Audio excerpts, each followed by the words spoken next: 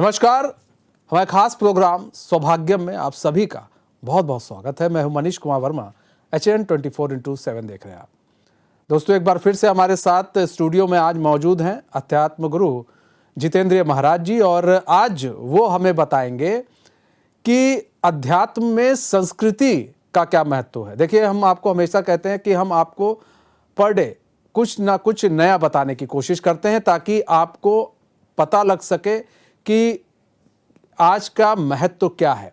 और per day हम इसलिए आपको नई चीज़ इसलिए भी बताते हैं ताकि आपको कहते हैं अध्यात्म के बारे में, टैरो कार्ड के बारे में, ज्योतिषाचार के बारे में अच्छी जानकारी मिल सके और आप जान सके कि हिंदू धर्म में इनका क्या महत्व है। और सभी लोग, फिलहाल सभी धर्म के लोग इससे जुड़ सकते हैं और इनसे इनकी सेवाएं ले सकते हैं और जान सकते हैं आप। जैसा कि हमने टैरो कार्ड के माध्यम से बताते हैं आपको कि टैरो कार्ड से आप कैसे अपने भविष्य के बारे में, भूत के बारे में, कैसे टैरो कार्ड के माध्यम से आपको रेमेडी बताई जाती है, किस रेमेडी से आपकी समस्याओं को कैसे दूर किया जाए। अध्यात्म गुरु बताते हैं कि आपको आपके जीवन में अगर कोई कष्ट आ रहा है तो उस कष्ट को कैसे दूर किया जाए। तो ये सिर्फ एक धर्म के लिए नहीं है, सभी धर्मों के लिए है, सभी लोग इसका लाभ ले सकते हैं। तो आज हम जानेंगे कि अध्यात्म में संस्कृति का महत्व क्या है। तो गुरुजी, एक बार फिर से स्वागत है चरण में आपका। गुरुजी, सनातन संस्कृति क्या है, ये आज हम जानना चाहेंगे, हमारे दर्शक भी जानना चाहेंगे। सनातन संस्कृति क्या है? बिल्कुल जी, आज हम बात करेंगे संस्कृति के ऊपर। देखा जाए तो हमारी जो भारतीय सनातन की परंपरा है या भारत की जो पहचान है, वो मूल पहचान हमारी संस्कृति ही है, क्योंकि संस्कृति के बिना पहचान हमारी हो ही नहीं सकती। खासतौर से भारत की तो नहीं हो सकती, क्योंकि संस्कृति का जो अर्थ निकलता है उसमें होता है कि जो संस्कृति की जो परिभाषा होती है, ये होती है कि हमारी जो दैविक परंपराएं, जो हमारी पूजा पद्धति, खान पान, रहन सहन, वेशभूषा, स्थान, जो भी हम रहते हैं, तो उसी को हम अपनी संस्कृति बोलते हैं। तो सनातन संस्कृति होती है कि जो सनातन हमारी जो संस्कृति होती थी, तो उसमें हमारी परलौकिक शक्तियाँ, दैवी शक्तियाँ जो कि हमारे पास होती थी, उन्हीं के माध्यम से हम अपने जीवन को आगे बढ़ाते थे।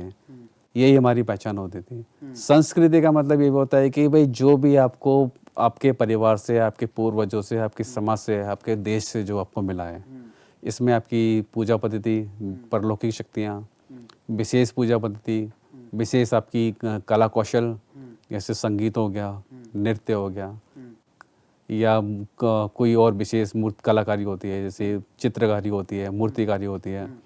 ये आपको जो मिली है आपके परिवार से, आपके पूर्वजों से, जो पीढ़ी दर पीढ़ी आपकी चली आ रही है, और ये जो पीढ़ी दर पीढ़ी आपको जो मिल रहा है, वह मिलता चला जा रहा है, तो इस चीज़ का आप अपने समाज का और अपने देश के लिए इस्तेमाल करते हैं, तो इसी को हम अपनी संस्कृति बोलते हैं। तो ये जो संस्कृति होती है, हमारी भारत की पहचान इसी से होती है, क्योंकि हमारे भारतवर्ष में अलग अलग राज्यों के हिसाब से अलग अलग संस्कृति होती है। जैसे वो उत्तर भारत में देखा तो वहाँ की संस्कृति का, वहाँ की पूजा पद्धति, रहन सहन, खान पान, वेशभूषा और भाषा अलग है। कुछ पूरब की तरफ देखा जाए तो वहाँ की थोड़ा सा अलग हो जाता है। पश्चिम की तरफ देखा जाए हमारे वहाँ से भी थोड़ी सी अलग होती है। दक्षिण की तरफ देखा जाए तो वहाँ की भी हमारी थोड़ी सी संस्कृति रहती है, कि इन सब का समावेश मिला के जो हमारा वैदिक भारत होता है, वैदिक संस्कृति होती है, तो हम उसी को प्रेजेंट करते हैं। और यही हमारी विभिन्नता में एकता में, यही हमारी संस्कृति होती है। तो संस्कृति जो होती है वो किसी जाति, धर्म, विशेष व्यक्ति या विशेष क्रिया से महत्व नहीं करती, क्योंकि जो परलौकिक शक्तियाँ, जो विधि, जो परंपराएं आपको आपके पूर्वज, आपके परिवार से मिली आ रही हैं, अब जो परिवार से या पूर्वजों से मिली आ रही है, वो आपकी किसी भी हो सकती है, भाई किसी भी जाति की भी हो सकती है, किसी भी धर्म की हो सकती है। अगर किसी भी धर्म की हो सकती है तो उसी का हमें पालन करना होता है। तो उसमें जाति भेद खत्म करके जो हमें प्राप्त है, वो अपने समाज के लिए, अपने परिवार के लिए और अपने देश के लिए करना चाहिए। गुरुजी, हम ये समझना चाहेंगे कि आध्यात्मिक कष्ट क्या है और कारण और निवारण भी इसके बारे में हम थोड़ा बताइएगा। बिल्कुल बताते हैं कि आध्यात्मिक कष्ट के बारे में बात करते हैं कि आध्यात्मिक कष्ट होता है कि जो हमारे जीवन में परिस्थितियाँ हमारे पक्ष में नहीं होती, जो हमें बाधाएं आती हैं, तो उन बाधाओं का हम मूलतः उपचार करते हैं, उससे बाधाओं को समाप्ति के लिए प्रयास करते हैं किसी भी विधि से, जो भी अपने सामर्थ्य के हिसाब से। तो वही आध्यात्मिक कष्ट होता है। अब आप इसको मैं बताता हूँ छोटा सा, कि जो हमारी वैदिक परंपरा, जो हमारे भारतवर्ष की परंपरा थी, जो हमारी संस्कृति, जो हमारे परिवार में, कुल में, वंश में कुछ देवी शक्तियाँ या पूजा पद्धति, हमारी परिवार की संस्कार होते थे, हमारी संस्कृति होती थी, उसको हम पालन करते थे। और ये जो पालन करते थे हमारी पीढ़ी दर पीढ़ी चला आ रहा था। लेकिन आज के आधुनिक युग में देखा जाए तो हमारी संस्कृति में यहाँ पे परिवर्तन आ चुका है, क्योंकि रहन सहन खान पान वेशभूषा में हमारा बहुत ज़्यादा परिवर्तन आ चुका है। सबसे बड़ा परिवर्तन हमारा स्थान परिवर्तन आ चुका है, कि जो हमारी संस्कृति थी, संस्कृति हमारे गांव देहात या हमारे पूर्वज या फिर जो हमारी पद्धति चली आ रही थी, हम उस पद्धति के हिसाब से ही अपने जीवन का निर्वाह करते थे। अब पद्धति चेंज होने के बाद पद्धति परिवर्तित होने के साथ साथ में, जैसे कि पहले हमारी ज़्यादातर ग्रामीण थे, ग्रामीण से हमारा शहरीकरण परिवर्तन होने लग गया। शहरीकरण जब परिवर्तित होने लग गया तो इस परिवर्तन में हमारा ये होता है कि जो हमारी मूल संस्कृति थी हम उसको पूरी तरीके से भुला चुके हैं, और उसको भुलाने के हिसाब से फिर हमने एक नई अपनी संस्कृति बना ली है।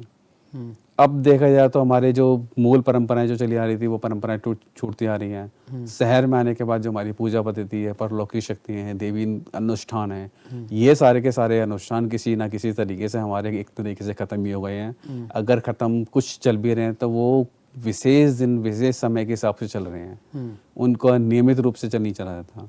अब हम अपने भारत की संस्कृति के बारे में बात करते हैं, जैसे कि अभी श्रावण मास चल रहा है, तो वैदिक भारत के हिसाब से, हमारी सनातन भारत के हिसाब से जो हमारी पद्धति है कि ये भी हमारी संस्कृति है, कि हमारी संस्कृति जो है सबसे अच्छी मानी जाती है, क्योंकि हमारी संस्कृति में हमेशा त्यौहार ही हैं, हमेशा एक उत्सव है।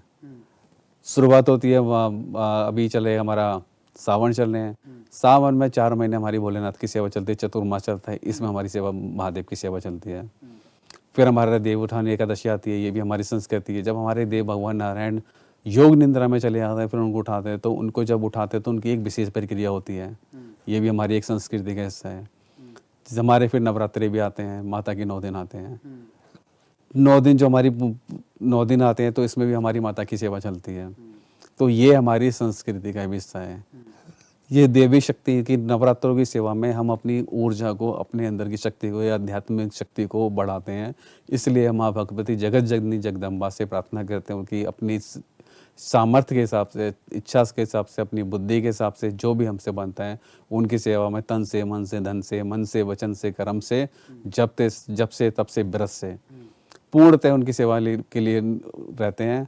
और उनकी सेवा के बाद जो हमें सकारात्मक ऊर्जा मिलती है तो वो हमारे जीवन में लाभदायक होती है, हमारे कष्टों का निवारण करने के लिए होती है। इस विषय में हमारा आता है कि पितरों का भी आता है, पितृपक्ष भी हमारे आते हैं, 15 दिन के चलते हैं, जिनको श्राद्ध पक्ष बोलते हैं। श्राद्ध पक्ष में होता है कि हमारे जो घर के पूर्वज होते हैं, जितने भी हमारी अतृप्त आत्माएं होती हैं, उनको तृप्त किया जाता है। इसमें भी एक विशेष पद्धति चली आती है कि हमारे पूर्वज ने जिस स्थिति को, जिस दिन को उनको अपनी देह छोड़ी थी, उस स्थिति के नाम से उनका श्राद्ध किया जाता है। यथासंभव जो भी हम परिवार से या जो भी उनके समाज से होता है तो उसके लिए भी करते हैं। ये भी हमारी भारत की एक संस्कृति है। इसी तरीके से हमारी रक्षाबंधन का त्यौहार भी आता है, ये भी हमारी भारत की एक संस्कृति है। इसमें हमारा, इस संस्कृति के हिसाब से हमारा दिखाया जाता है कि जो रक्षाबंधन का त्यौहार होता है ये भाई और बहनों का प्यार दिखाया जाता है इसमें।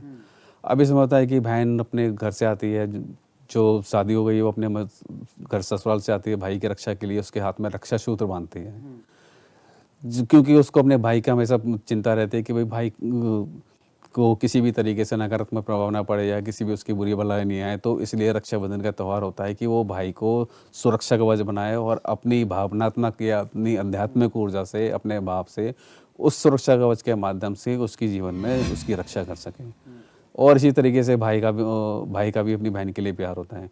यथाशक्ति, यथासंभव जैसा होता है तो भाई को वो बहन को अपना खुश करता है, और यथासंभव जो भी प्रयास होता है भाई बहन इसको दोनों ही मिलकर बनाते हैं। इसी तरीके से हमारे सनातन संस्कृति के अंदर आता है करवा चौथ का भी एक त्यौहार होता है, वो पति और पत्नी के प्रेम को दर्शाता है।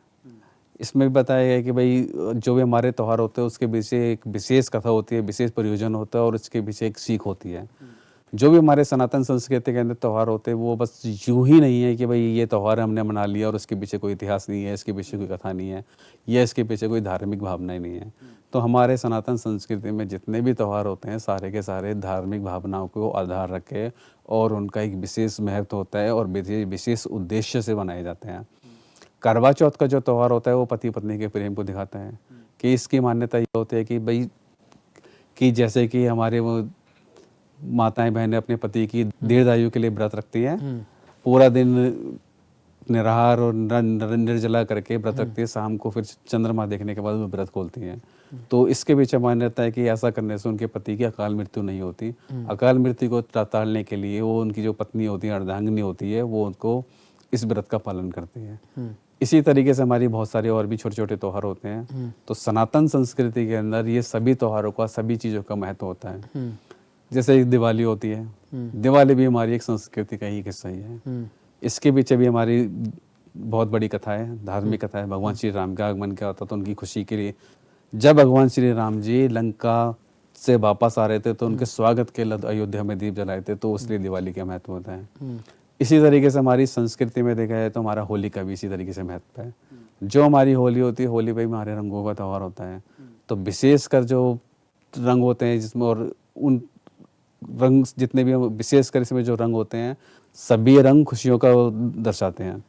इसमें एक रंग से होली निकलते हमारी विशेष होता है, लाल होता है, पीला होता है, गुलाबी होता है, रंगीन होता है। जितने भी हमारे कलर होते हैं, जितने भी हमारे राशि के हिसाब से कह लो, मना लो, या जितने भी हमारे ब्रह्मांड में कलर होते हैं, उन्हीं को हम एक दूसरे के ऊपर लगाते हैं। और कलर का मतलब होता है खुशहाली, कि जब हम उनका रंग को, कलर्स को लगाते हैं तो वो एक सूचित करते हैं कि ये खुशी का प्रतीक माना जाता है। तो ये हमारी संस्कृति का हिस्सा है। लेकिन आज के आधुनिक युग में देखा जा रहा है कि भाई ये जो हमारी परंपराएं हैं, या हमारी जो संस्कृति है, वो धीरे धीरे खत्म होती चली जा रही है। खत्म होने का कारण ये होता है कि भाई हमें अपनी भारतवर्ष की संस्कृति के बारे में पता ही नहीं है, और हमें अपने परिवार की संस्कृति के बारे में भी पता नहीं है। पता ना होने के कारण, अज्ञानता के कारण हमें उसका महत्व नहीं पता। और जब हमें महत्व नहीं पता तो हम उसको मनाना पसंद नहीं करते, क्यों? उसकी पूर्णतः जानकारी, पूर्णतः लाभ, और इसके कारण मनाने से क्या लाभ होते हैं, ये हमें किसी ने बताया ही नहीं आज तक। तो जो भी हमारी परंपराएं हैं, जब तक हम उनका पालन नहीं करेंगे, संस्कृति का पूर्णतः पालन नहीं करेंगे, तब तक हमारे जीवन में नकारात्मकता आती ही रहती है। तो ये जब सब त्यौहार होते हैं, खुशियों का त्यौहार होते हैं, संस्कृति का त्यौहार होते हैं, पूजा पद्धति होती है, और जितने भी हमारी संस्कृति में जितने भी हमारे त्यौहार होते हैं, उत्सव होते हैं, वो विशेषकर देवी कृपा के माध्यम से ही होते हैं। और हम अपने सभी त्यौहार में, सभी उत्सव में विशेषकर हम किसी न किसी देवी या किसी न किसी देवता की पूजा ही करते हैं। जब हम किसी न किसी देवी देवता की पूजा करते हैं तो उसके पीछे का विधान ये होता है कि उस पूजा के माध्यम से, उस पद्धति के माध्यम से, उस संस्कृति के माध्यम से जो भी हमारे जीवन में, हमारे सामने, हमारे परिवार में, हमारे वंश में, हमारे समाज में नकारात्मकता है, वो नकारात्मकता खत्म हो। खत्म होने के बाद हमारे जीवन में खुशियाँ आएँ। इसीलिए हमारी विशेषकर पूजा होती है कि विशेषकर किसी न किसी देवी देवता, हमारे सारे त्यौहार किसी न किसी देवी देवता से संबंधित ही रखते हैं। तो बिना देवी देवता के पूजा के और बिना किसी संस्कृति के हमारा कोई त्यौहार होता ही नहीं है। और ये सिर्फ हमारी सनातन या भारतवर्ष की संस्कृति में ही देखा जाता है, बाकी और संस्कृति में इस तरीके के इतने उत्सव नहीं है। और समाज में, धर्म में, जाति में उत्सव हैं, लेकिन जितना हमारे सनातन संस्कृति के अंदर उत्सव हैं, उतना किसी भी और जाति धर्म में नहीं है। इसीलिए कहा जाता है सबसे पुराना है सनातन। ठीक है गुरुजी, और भी हम जानेंगे, अब पितृदेव कौन होते हैं इन सब के बारे में भी जानेंगे। तो दर्शकों तो कहीं मत जाइए, बने रहिए हमारे साथ और देखते रहिए सौभाग्य।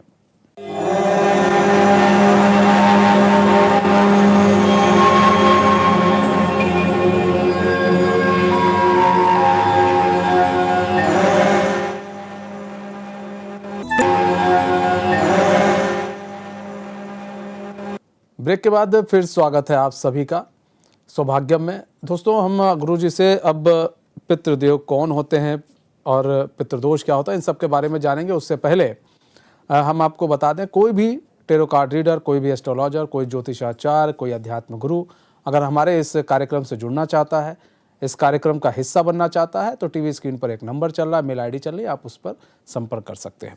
गुरुजी, अभी पितृदेव की आपने चर्चा की थी, तो पितृदेव कौन होते हैं, इसका पूर्ण विवरण दीजिए जरा। बिल्कुल बताता हूँ। अध्यात्म के अंदर या सनातन के अंदर, हमारे यहाँ संस्कृति में हमारा ये होता है कि पितृदेव, जो हमारी पूजा पद्धति आती है उसमें हमारा पितृदेव की एक विशेष पूजा होती है। जो पितृदेव का जो पक्ष आता है वो हमारा पूजा का आता है। 15 दिन के श्राद्ध के आते हैं तो वो हमारे पितरों के लिए होते हैं। महीने में एक अमावस्या आती है, वो हमारे पितरों के लिए विशेषकर मानी जाती है। इससे पहले कि इनका तिथियों का महत्व क्या होता है, तो मैं आपको पितरों के बारे में थोड़ा सा प्रकाश डालना चाहूँगा। जो हमारे पूर्वज किसी भी कारण से अकाल मृत्यु होती है, या फिर उनकी इच्छा किसी तरीके से पूर्ण नहीं हो पाती, तो उनकी आत्मा को जो कष्ट होता है, या उनकी आत्मा को पूर्णतः मुक्ति नहीं मिल पाती, तो इससे हमारे जीवन में पितृदोष आता है। तो पितृदोष में हमारी दो तीन चीज़ें हम इसमें देखते हैं कि जो पहला पितृदोष होता है कि जो पूर्ण आयु अपनी जीने पूर्ण आयु पूर्ण करने के बाद बुजुर्ग अवस्था में देह छोड़ के जाते हैं, तो विशेषकर उनके जीवन में कोई संघर्ष होता है, विशेष उनकी कोई इच्छा होती है वो पूर्णतः नहीं हो पाती और वो उनकी पूर्ण आयु तक भी पूर्ण नहीं हो पाती, तो उसका भी कहीं ना कहीं दोष लगता है। दूसरा होता है कि पितरों में हमारे जो कुछ अकाल मृत्यु हो जाती है, एक्सीडेंटल केस होते हैं, जवान मौत होती है।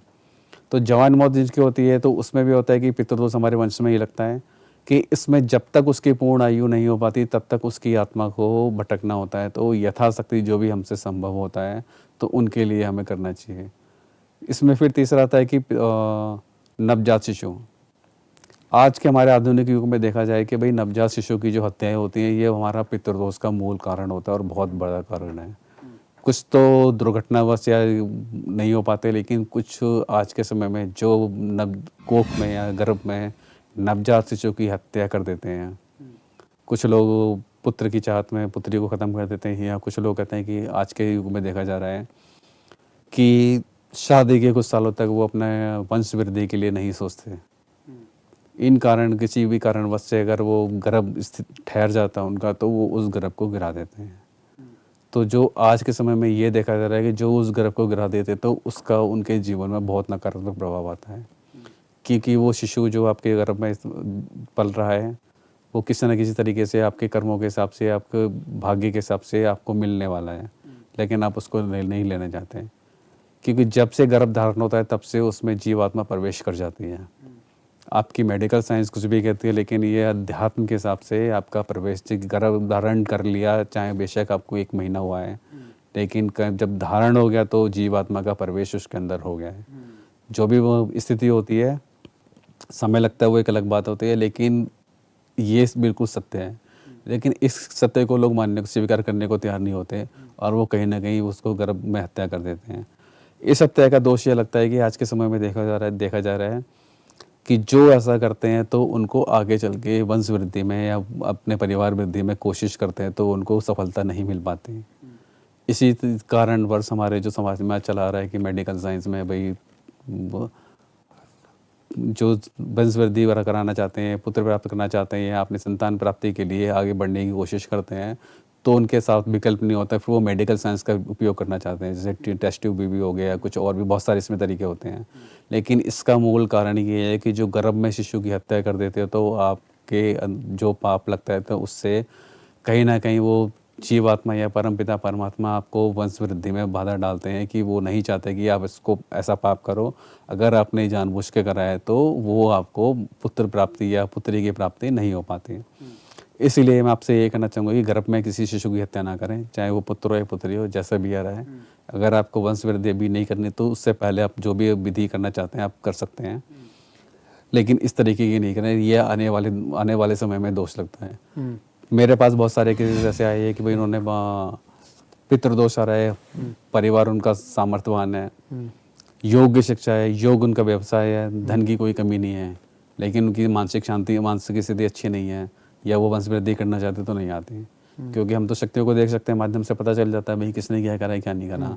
तो हम उनको सजेस्ट यही करते हैं कि भाई आप जीव हत्या ना करो। जीव हत्या करने से ये जो दोष लगेगा, क्योंकि एक कोई भी जीव जन्म लेता है उसकी पूर्णता आयु होती है। अब उसकी पूर्णता आयु 50 साल भी हो सकती है, 25 साल भी हो सकती है, 70 साल भी हो सकती है, पूर्ण आयु लेके जा सकता है। लेकिन आप उसकी गर्भ में जब हत्या कर दोगे तो गर्भ में हत्या मतलब उसने पृथ्वी पे जन्म लिया नहीं और उसकी आयु अगर मान लिया कि 70 साल की आयु है या पूर्ण आयु है तो उसको उतना समय कष्ट में रहना पड़ेगा। उसको भोजन वस्त्र जो भी आपको चाहिए, भोजन इस्तेमाल करते हो, वस्त्र इस्तेमाल करते हो, रहने की व्यवस्था जो होती है उसी तरीके से देह छोड़ने के बाद भी वो सारी की सारी परिस्थितियाँ हमें पालन करनी पड़ती है।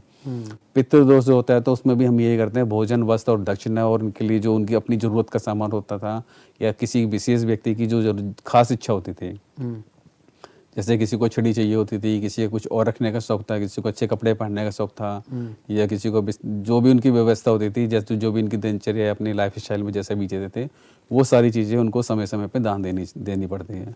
और लेकिन आप जब शिशु की हत्या कर दोगे तो वो जो आपको उसकी हानि होगी तो उसकी हानि आप अपने पूरे जीवन में उसको चुका नहीं सकते। और ये जो हानि होती है ये आपकी आने वाली पीढ़ी को भी झेलना पड़ता है। कि इस हानि का जो हानिकारक प्रभाव या नकारात्मक प्रभाव होता है तो आपकी पूरी पीढ़ी को प्रभावित करेगा। तो इससे होता है कि जो भी पितृदोष लगने के बाद आपके सबसे पहले होता है कि वंश वृद्धि में कमी आती है। दूसरा इसका दोष जो होता है इसमें ये होता है कि आपका मानसिक स्थिति आपकी बिल्कुल ठीक नहीं रहेगी। जो भी आपकी योग्यता है, योग्यता के आधार पर आप पूर्णतः कार्य नहीं कर पाओगे। वंश वृद्धि आपकी नहीं होगी। अगर वंश वृद्धि हो भी जाती है तो किसी न किसी तरीके से उसके अंदर शारीरिक या मानसिक कमी आ जाएगी। आपने वो देखा होगा कि बहुत सारे बच्चे ऐसे होते हैं जो जन्म लेने के बाद किसी तरीके से मानसिक रोगी या शारीरिक रोगी होते हैं। पूर्णतः उनके स्वस्थ नहीं हो पाते, मानसिक भी नहीं होते, शारीरिक भी नहीं होते। तो वो उसी का कारण होता है, कहीं ना कहीं वो प्रारब्ध होता है कि जो आपने कर्म करा, कर्म आपका प्रारब्ध बन गया और वो आपके सामने या आपकी आने वाली पीढ़ी के सामने जरूर आता है। तो इससे बचने के लिए आप ये है कि पूर्णतः इसका गर्भ में तो हत्या करना छोड़ दें, और दूसरा है कि यथासंभव यथाशक्ति जो भी आपसे होता है उसकी अपने पितरों की शांति के लिए प्रयास करते रहें। आजकल देखा जाए कि पितरों के बारे में आपको मैं ज़्यादातर लोगों को पता ही नहीं होता कि पितृदोष होता है क्या है, पितृदोष से करने के लाभ क्या होते हैं। पितृदोष की साधारण मैं आपको परिभाषा ये बताता हूँ कि आपके पूर्वज या आपके परिवंश में या ब्लड रिलेशन में जिसने भी जो भी जन्म लिया है, अगर किसी कारण से उसकी इच्छा पूरी नहीं होती या अकाल मृत्यु होती है तो वो आपको दोष लग जाता है। या तो जब तक उसकी इच्छा पूरी नहीं होगी या फिर जब तक उसका जीवन चल रहा है तब तक वो पूर्णतः जीवन नहीं जी लेगा, तब तक वो आपको परेशान करेगा। इस परेशानी से बचने के लिए समय समय पे आपको यथाशक्ति उनके लिए भोजन, वस्त्र, दक्षिणा दान देनी चाहिए। 15 दिन आपके श्राद्ध के होते हैं, उस पर आप दान कर सकते हैं। फिर उसमें आप हर महीने की एक पूर्णमासी होती है, पूर्णमासी को आप दान कर सकते हैं। पितरों के लिए आपको ज़्यादा विशेष करने की जरूरत नहीं होती, यथाशक्ति यथासंभव जो आपकी परिस्थिति है उसके हिसाब से ही दान होता है। कि कुछ होते हैं कि सोचते हैं कि हमारे पास इतना नहीं है कि हम दान कैसे करें। दान की कोई परिभाषा नहीं है, आपके सामर्थ्य के हिसाब से आपका दान है। आपके पास कम है तो आप कम दान दीजिए, ज़्यादा है तो ज़्यादा दान दीजिए। क्योंकि शास्त्रों में दान की एक परिभाषा बताई है कि जितना भी आप कमाते हो, कमाने का जो 10% होता है आप उसको अपने धार्मिक कार्यों में लगा सकते हैं। तो आज के समय में 10% तो नहीं लगाते, लेकिन 10% नहीं, जो आपसे यथाशक्ति यथासंभव या समय पे जो आपकी परिस्थितियां बन जाती हैं, आप अपने पूर्ण मन से आप उनके लिए संभव प्रयास कीजिए ताकि वो उनको भी कष्ट ना हो और आपको भी कष्ट ना हो। ताकि जब आप इस तरीके से करेंगे तो आपको पूर्णतः उनका आशीर्वाद भी प्राप्त होगा। जो आपके जीवन में बाधाएं आ रही हैं, वंश वृद्धि की बाधा है, शिक्षा को लेकर बाधा है, धनागमन की बाधा है, मानसिक भी बाधाएं हैं, शारीरिक बाधाएं हैं और परिवार में जो अशांति की बाधाएं हैं, ये आपकी सारी समस्त बाधाओं का निवारण हो जाता है और सारी की सारी बाधाएं आपकी शांत हो जाती हैं। अच्छा, अभी आपने बताया पितृदोष से क्या क्या मतलब नुकसान है। ऐसे में देखा जाता कई लोग आपके पास आते होंगे, तो पता कैसे चलता आप लोग को कि इनके ऊपर पितृदोष है और ये इसीलिए परेशान है? तो उसमें कुछ विशेष विधियां होती हैं। कुंडली के साथ से भी आप देखना चाहते हैं, जो आपके योग्य आचार्य होंगे वो आपको बता देंगे कहीं ना कहीं दोष है। पितृदोष का सब पता करने के लिए 2-3 कारण होते हैं। एक तो आपकी मानसिक स्थिति जरूरत से ज्यादा खराब हो, वो पितृदोष होते हैं। समस्त उपाय करने के बाद भी अगर आपके कार्य सिद्ध नहीं हो रहे तो कहीं ना कहीं आपका पितृदोष हो सकता है। और तीसरा होता है कि अगर आपको सपने के माध्यम से बुरे बुरे सपने आ रहे हैं, कुछ आपको ऐसी चीजें दिखाई दे रही हैं जो आपको समझ में नहीं आ रही, तो कहीं ना कहीं वो पितृदोष होता है। सपने के माध्यम से आपको पीपल का पेड़ दिखाई दे तो वो पितृदोष का सूचक होता है। सपने के माध्यम से अगर आपको सांप दिखाई देते हैं वो आपका पितृदोष का सूचक माना जाता है। इस तरीके से जो आपके पितृ होते हैं किसी ना किसी तरीके से लेके आपको प्रभावित करते हैं और आपको बताते हैं कि भाई जो भी उनकी अशांति का कारण है। अगर आप किसी योग्य गुरु के पास जाते हैं तो पितृ वो उनकी सोल होती है, वो उनको देख के बता सकते हैं कि भाई आपका पितृदोष है। वो पितरों के बारे में ये भी पता चल जाता है भाई आपके जो पितृदोष है सबसे ज्यादा परेशान आपका कौन कर रहा है। भाई कौन कर रहा है इसमें से, आप कहते हैं अकाल मृत्यु है वो कर रहा है, या नवजात शिशु है वो कर रहा है, या जो गर्भ में जिसकी हत्या हो गई है वो कर रहा है, या आपकी कौन से पीढ़ी में दादाजी परदादी या और जो आगे की पीढ़ी अगर उनको शांति नहीं मिली है, या उनके द्वारा कोई ऐसा कर्म करा है जो कि आपको उसका कष्ट झेलना पड़ रहा है। कोई भी करा मतलब ऐसा कि जैसे कि उन्होंने किसी ने पीपल का पेड़ काट दिया हो, किसी जीव हत्या कर दी हो, किसी साधु का अपमान कर दिया हो, साधु की हत्या कर दी हो, या मंदिर तोड़ दिया हो, किसी न किसी तरीके से इस तरीके जो अपराध होते हैं ये क्षमा करने के लिए नहीं होते हैं। और ये जो अपराध होते हैं तो ये आपको पीढ़ी दर पीढ़ी इसको भोगना ही होता है। इसका पूर्णतः जब तक आप निदान नहीं पाएंगे, समाधान नहीं पाएंगे, तब तक आपकी आने वाली पूर्ण जितनी भी आपके वंश में वृद्धि हो रही है, जो भी आपकी जनरेशन आ रही है, उनको शांति नहीं मिलेगी, उनको झेलना पड़ता है। बिल्कुल जी, उनको झेलना पड़ता है। बहुत बहुत धन्यवाद गुरुजी हमारे साथ एक बार फिर से जुड़ने के लिए और अपना बहुमूल्य समय देने के लिए। तो आज गुरुदेव ने हमें बताया कि कैसे सनातन धर्म के बताया, उनकी संस्कृति क्या है वो बताया, और सबसे बड़ी पितृदोष के बारे में बताया कि पितृदोष क्या है, और अगर पितृदेवों की अगर आप लोग पूजा नहीं करते हैं, पितृदोष हो जाता है तो क्या आप लोग को हानि हो सकती है, और कैसे पितृदोष की पूजा अर्चना की जाए। तो बहरहाल हमारे इस खास पेशकश में आज बस इतना ही। मुझे दीजिए इजाज़त और देखते रहिए सौभाग्य।